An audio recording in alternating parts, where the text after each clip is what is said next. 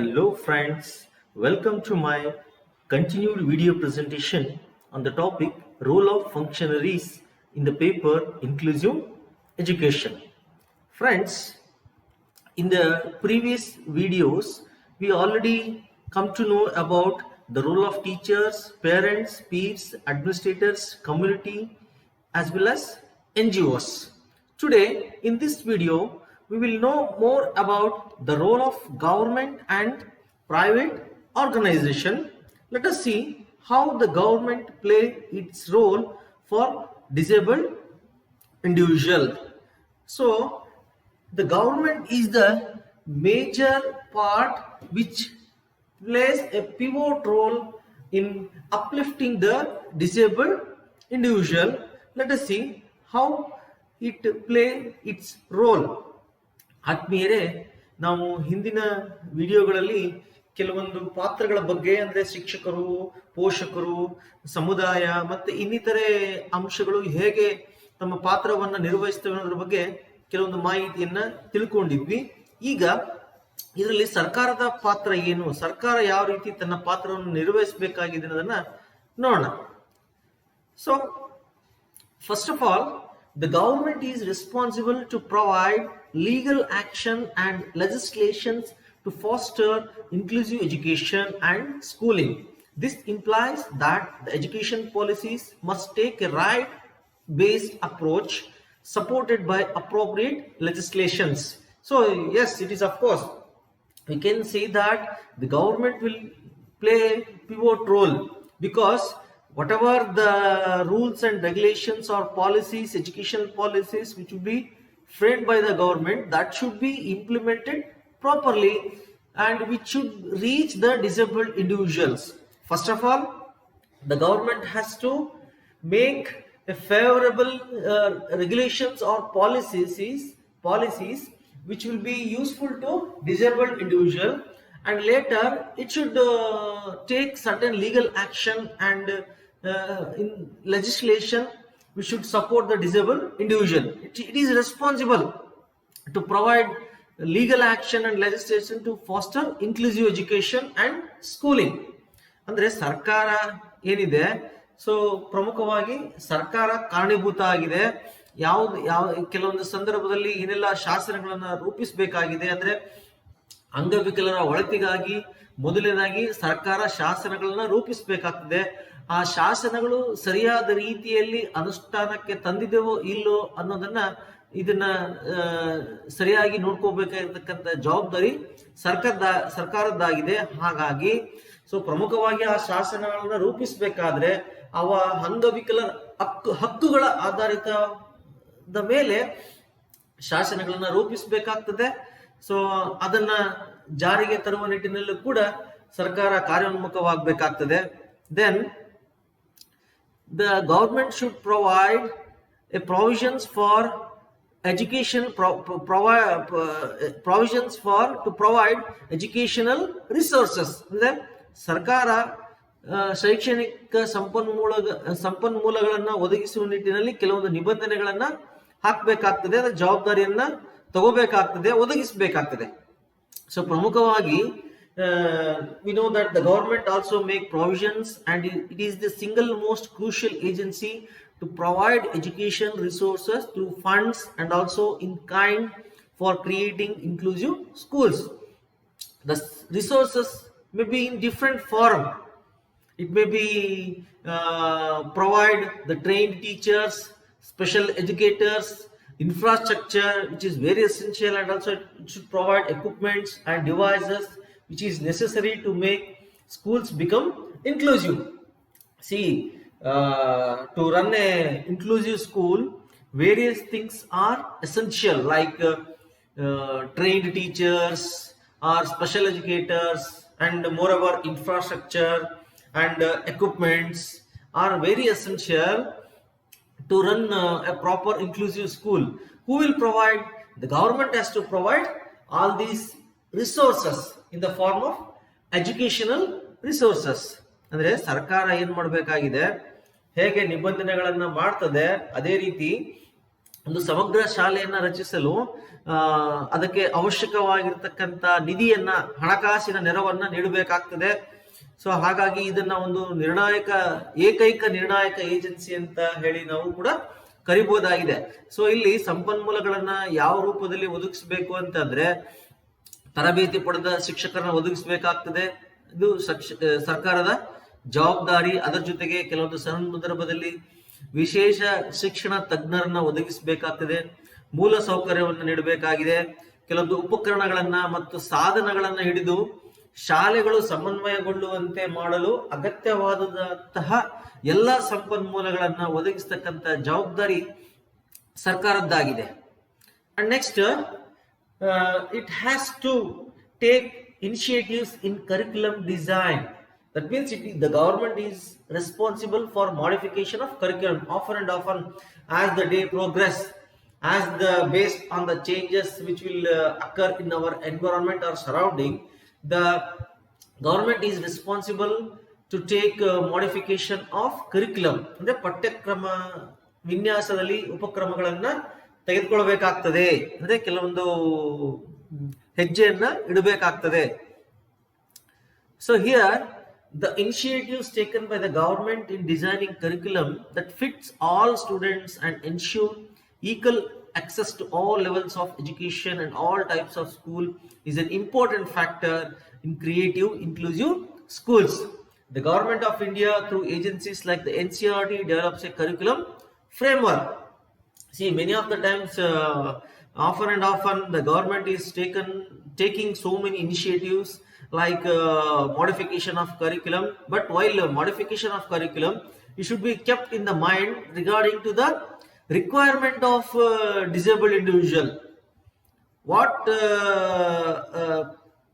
Which are the essential things that should be inculcated through the curriculum. That means if the government modify a curriculum, it should be equally accessible to all levels of education and all types of school, which is a very important factor. And this will be done through an agency, government agency like NCERT, in the name curriculum framework. So oftenly after independence, so many times the government has taken an initiative to modify the curriculum. Recently the NP National Policy of Education 2020 has been implemented by the government, where it has recommended to modify the curriculum based on the requirements of the students. So ಅಂದ್ರೆ ಪ್ರಮುಖವಾಗಿ ಸರ್ಕಾರ ಏನ್ ಮಾಡಬೇಕಾಗಿದೆ ಅಂತಂದ್ರೆ, ಪಠ್ಯಕ್ರಮವನ್ನ ಮಾರ್ಪಾಡು ಮಾಡಬೇಕಾಗಿದೆ.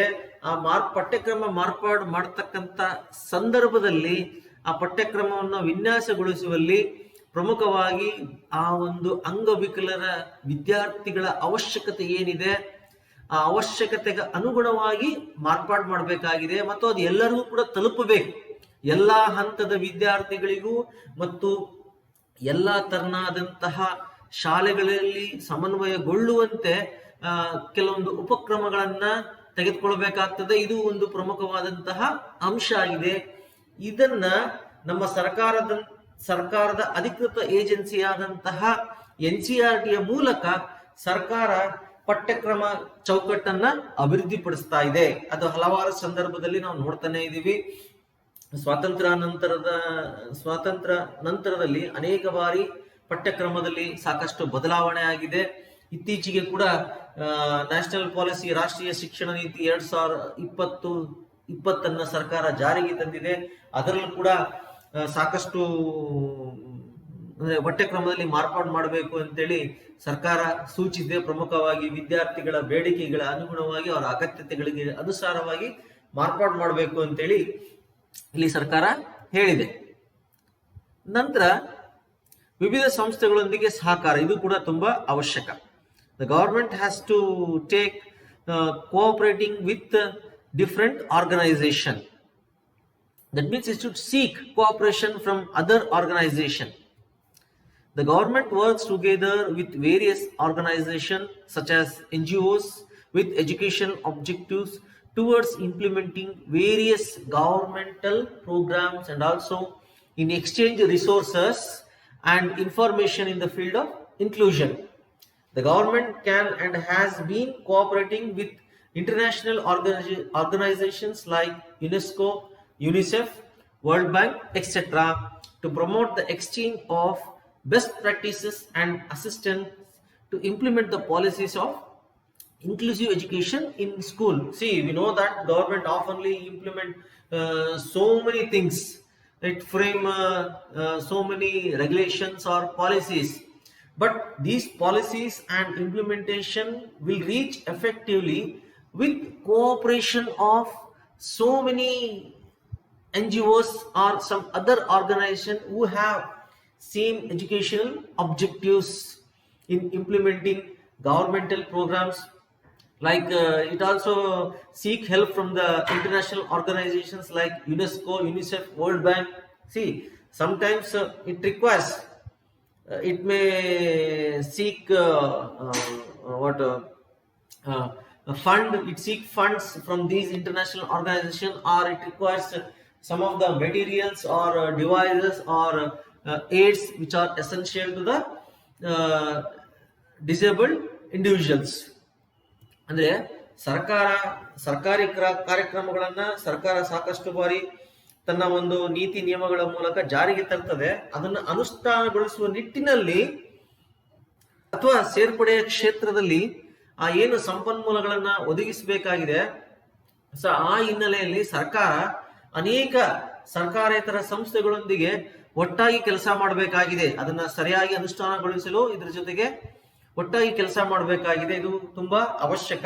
ಮತ್ತೆ ಕೆಲವೊಂದು ಸಂದರ್ಭದಲ್ಲಿ ಕೆಲವೊಂದು ನೀತಿಗಳನ್ನ ಉತ್ತಮವಾಗಿ ಜಾರಿಗೆ ತರಬೇಕಾದ್ರೆ ಈವನ್ ಅಂತಾರಾಷ್ಟ್ರೀಯ ಸಂಸ್ಥೆಗಳೊಂದಿಗೂ ಕೂಡ ಒಪ್ಪಂದ ಮಾಡ್ಕೊಂಡ್ಬಿಟ್ಟು ಅದರ ಸಹಾಯವನ್ನ ಪಡೆದ್ಬಿಟ್ಟು ಅಥವಾ ಅದರ ಸಹಕಾರವನ್ನ ಪಡೆದ್ಬಿಟ್ಟು ಕೆಲವೊಂದನ್ನ ಜಾರಿಗೆ ತರಬೇಕಾಗ್ತದೆ. ಅದು ಯಾವುದೇ ರೂಪದಲ್ಲಿ ಆಗಿರ್ಬೋದು, ಅದು ಹಣಕಾಸಿನ ನೆರವಾಗಿರ್ಬೋದು, ಅಥವಾ ಯಾವುದೊಂದು ಇನ್ಫ್ರಾಸ್ಟ್ರಕ್ಚರ್ ಆಗಿರ್ಬೋದು, ಸ್ಕೂಲ್ ಕಟ್ಟಡವನ್ನ ಕಟ್ಟೋದ್ರ ಬಗ್ಗೆ ಆಗಿರಬಹುದು, ಅಥವಾ ಕೆಲವೊಂದು ಉಪಕರಣಗಳನ್ನ ಪಡೆಯೋದಕ್ಕೆ ಆಗಿರ್ಬೋದು. ಸೊ ಇದೆಲ್ಲ ನಡೀತಾನೆ ಇದೆ. ಪ್ರಮುಖವಾಗಿ ಅಂತಾರಾಷ್ಟ್ರೀಯ ಸಂಸ್ಥೆಗಳಾದಂತಹ ಯುನೆಸ್ಕೋ, ಯುನಿಸೆಫ್, ವಿಶ್ವ ಬ್ಯಾಂಕ್, ಇವುಗಳೆಲ್ಲ ನೆರವನ್ನ ಸರ್ಕಾರ ಪಡಿತಾ ಇದೆ. Then developing and implementing schemes, ಯೋಜನೆಗಳನ್ನ ಅಭಿವೃದ್ಧಿಪಡಿಸುವುದು ಮತ್ತು ಅನುಷ್ಠಾನಗೊಳಿಸುವುದು. ಇದ್ರ ಬಗ್ಗೆ ಈಗಾಗಲೇ ನಾವು ಚರ್ಚೆ ಮಾಡಿದ್ದೇವೆ.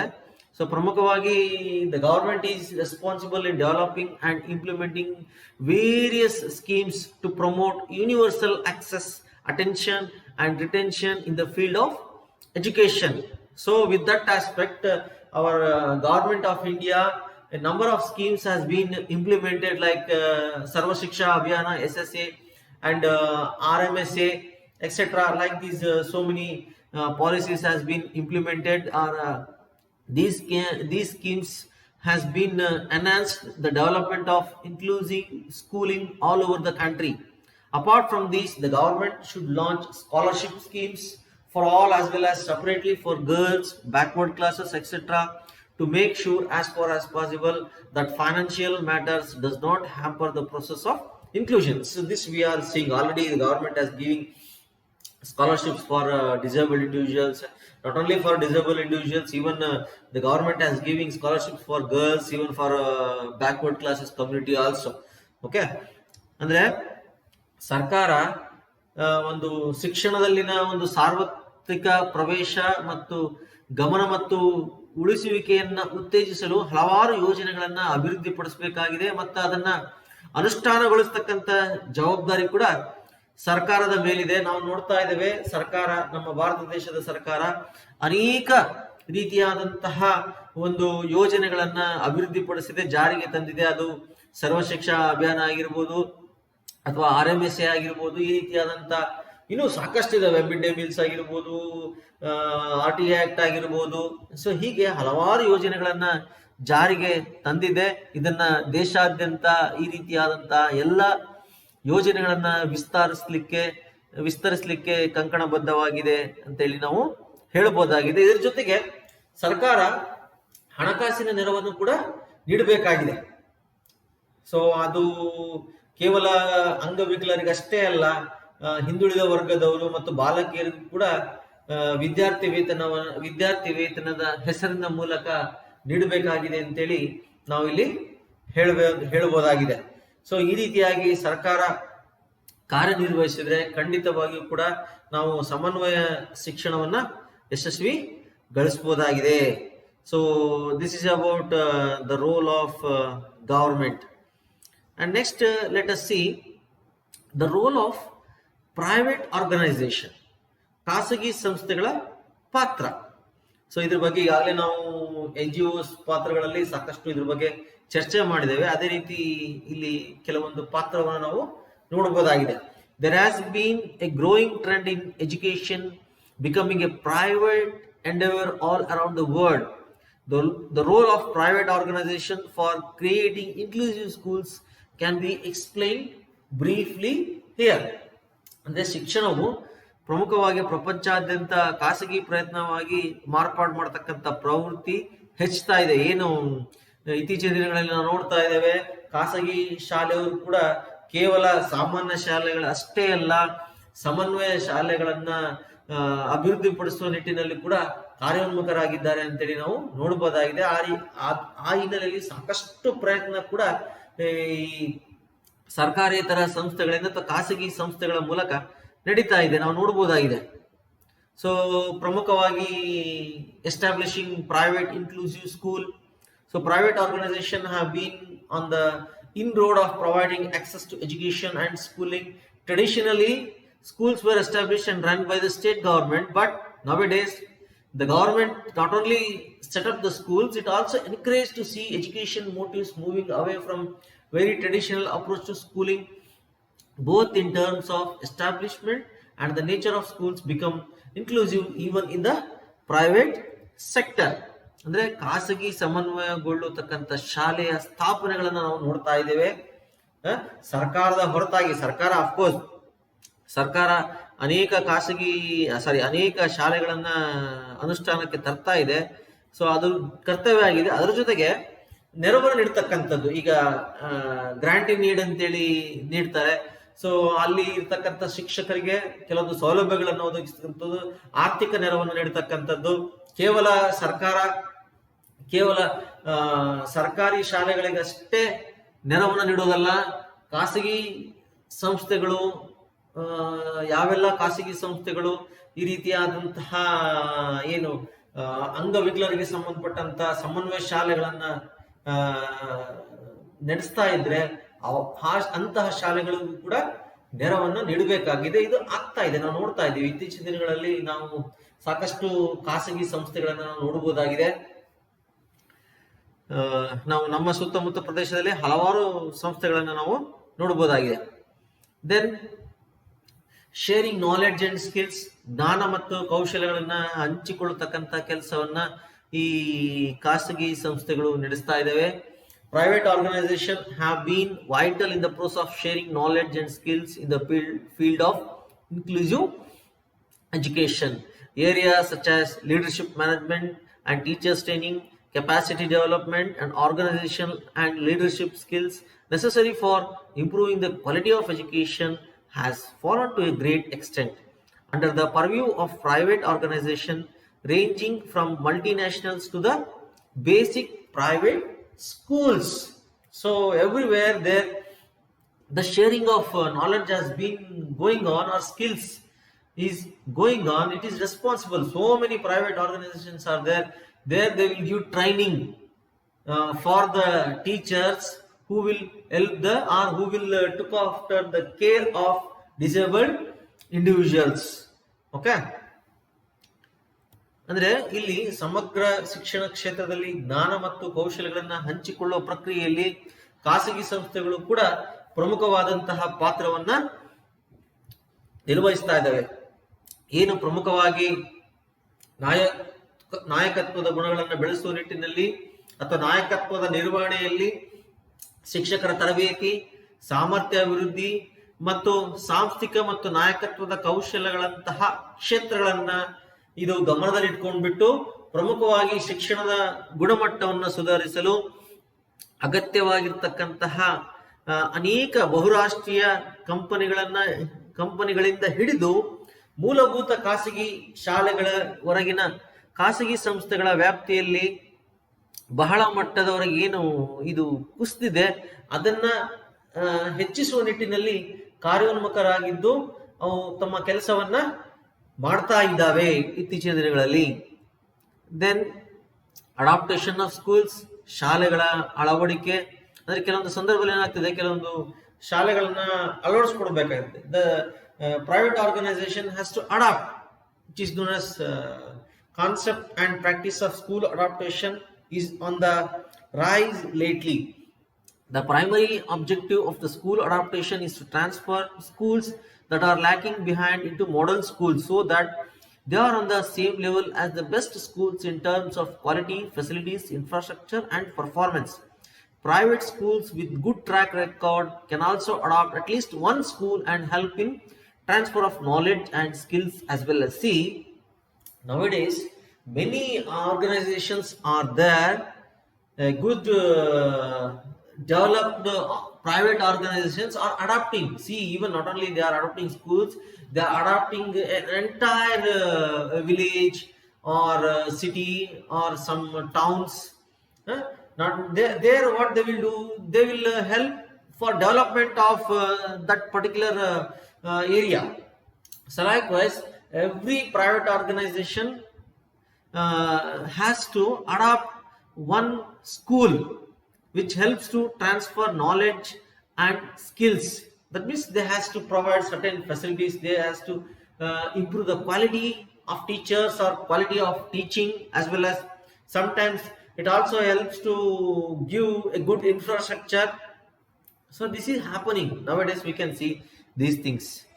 ಅಂದ್ರೆ ಪ್ರಮುಖವಾಗಿ ದತ್ತು ಸ್ವೀಕರಿಸತಕ್ಕಂಥದ್ದು, ಅಂದ್ರೆ ಕೆಲವೊಂದು ಏನು ಖಾಸಗಿ ಸಂಸ್ಥೆಗಳಿದ್ದಾವೆ, ಸರ್ಕಾರೇತರ ಸಂಸ್ಥೆಗಳು, ಬೆಳೆದಿರ್ತಕ್ಕಂತಹ ಸಂಸ್ಥೆಗಳು, ಅವ್ರ ದತ್ತು ಸ್ವೀಕಾರ ನೋಡ್ತೇವೆ. ಹಲವಾರು ಸಂದರ್ಭದಲ್ಲಿ ಕೆಲವರು ಗ್ರಾಮಗಳನ್ನ ದತ್ತಿಗೆ ತೆಗೆದುಕೊಳ್ತಾರೆ, ಅಲ್ಲಿ ನಡೀತಕ್ಕಂಥ ಅಭಿವೃದ್ಧಿಗೆ ಅವರು ಕಾರಣೀಭೂತರಾಗಿರ್ತಾರೆ. ಅದೇ ರೀತಿ ಖಾಸಗಿ ಸಂಸ್ಥೆಗಳು ಯಾವುದಾದರೂ ಒಂದು ಅಟ್ಲೀಸ್ಟ್ ಒಂದು ಶಾಲೆಯನ್ನ ದತ್ತು ತೆಗೆದುಕೊಂಡ್ಬಿಟ್ಟು ಅಲ್ಲಿ ಆ ಶಾಲೆಗಳಲ್ಲಿ ಒಂದು ಗುಣಮಟ್ಟದ ಶಿಕ್ಷಣವನ್ನು ನೀಡುವ ನಿಟ್ಟಿನಲ್ಲಿ ಕಾರ್ಯೋನ್ಮುಖ ಆಗ್ಬೇಕಾಗ್ತದೆ. ಕೆಲವೊಂದು ಸೌಲಭ್ಯಗಳನ್ನು ಒದಗಿಸಬೇಕಾಗ್ತದೆ, ಪ್ರಮುಖವಾಗಿ ಮೂಲ ಸೌಕರ್ಯಗಳನ್ನು ಒದಗಿಸ್ತಕ್ಕಂತಾಗಿರ್ಬೋದು, ಅಥವಾ ಅಲ್ಲಿ ನಡೀತಕ್ಕಂಥ ಕಾರ್ಯಕ್ಷಮತೆಯಲ್ಲಿ, ಅಂದ್ರೆ ವಿಷಯದ ಕಾರ್ಯಕ್ಷಮತೆಯಲ್ಲಿ ಒಂದು ಅತ್ಯುತ್ತಮ ಗುಣಮಟ್ಟದ ಒಂದು ಫಲಿತಾಂಶವನ್ನು ನೀಡಲಿಕ್ಕೆ ಅದು ಕಾರಣೀಭೂತ ಆಗ್ಬೇಕಾಗ್ತದೆ. ಸೊ ಹಾಗಾಗಿ ಪ್ರಮುಖವಾಗಿ ಖಾಸಗಿ ಸಂಸ್ಥೆಗಳು ಶಾಲೆಗಳನ್ನ ಅಳವಡಿಸಿಕೊಳ್ಳುವುದರ ಮೂಲಕ ಜ್ಞಾನ ಮತ್ತು ಕೌಶಲ್ಯಗಳ ವರ್ಗಾವಣೆಗೆ ಸಹಾಯ ಮಾಡಬಹುದಾಗಿದೆ. So that's it for today's presentation. Till now in many videos we have discussed the role of teachers, peers, parents, community, government, private organization. Likewise, everyone will play their role in upliftment of the disabled individuals. Hope you have understood. Thank you for watching the video. Goodbye.